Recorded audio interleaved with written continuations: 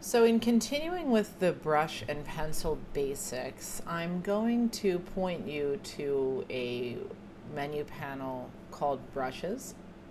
And there's another one here called brush settings. And between the two of them, they're nested together. I can do a ton of stuff with brushes. So I'm going to nest them back together by waiting for that blue line to appear, and they click in together, and that'll save me a little bit of room. So I'm not going to work from the top so much as I'm going to work from the bottom. So the bottom shows me a lot of preset brushes. I'm going to switch color just so that you can see the variation here and look through the preset brushes and just do a quick sampling of what the defaults look like. So they've really set it up so that you can grab something and vary it from here as opposed to reinventing every time. So even though some of these look textured, when I drag them, I might not see as much texture. So there are things that I can do with spacing to adjust that. So in this case, we have it's kind of a stipply looking brush, and it's a certain size, as you saw in this last mark, but the spacing can be changed and previewed here so that I'm actually able to create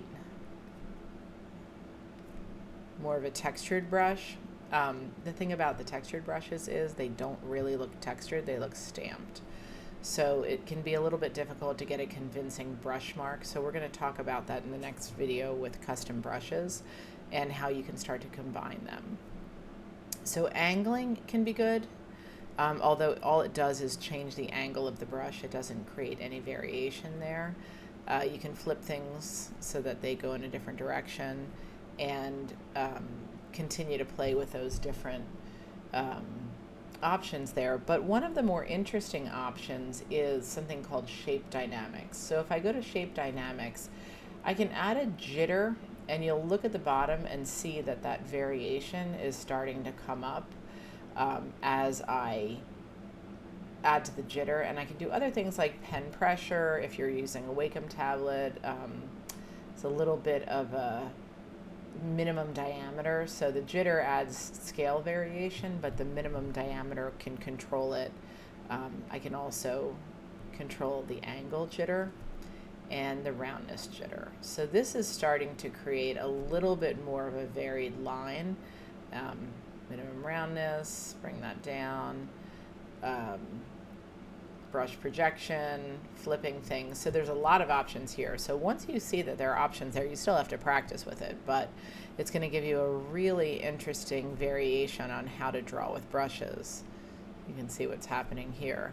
So as I draw, it builds up the surface, which means that I might want to go back to the default options at the top and play with not so much the opacity, but the flow. So again, the flow is like how much water is coming out of the shower head.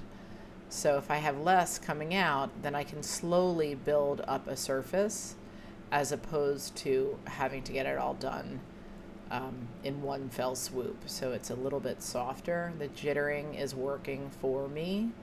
And I can also see what it looks like if I do some smoothing here. So you'll notice that the smoothing is slowing down the mark making, but it's also softening it. So if you're really trying to illustrate that, the options are really important. So